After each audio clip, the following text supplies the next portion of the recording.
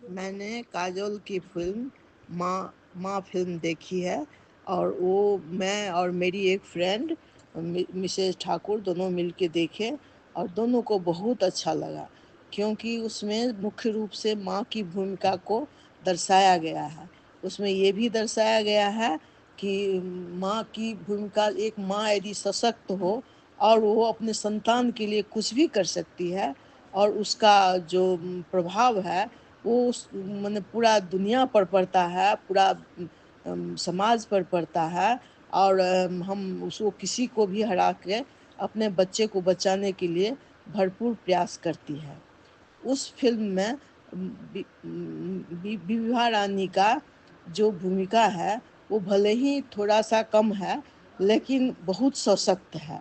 सबसे बड़ी बात है कि उतनी बड़ी फ़िल्म में, फ़ीचर फ़िल्म में उन्होंने काजोल के साथ खड़ा होकर के काम किया है, और उसकी जितनी भी प्रशंसा की जाए वो बहुत ही कम है।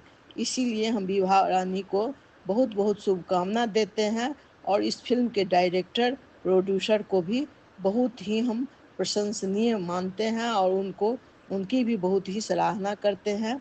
और फ़िल्म बनाने के वालों को बहुत अनेकों-अनेक शुभकामना, साधुवाद, और इतनी अच्छी फ़िल्म के लिए बहुत-बहुत शुभकामना।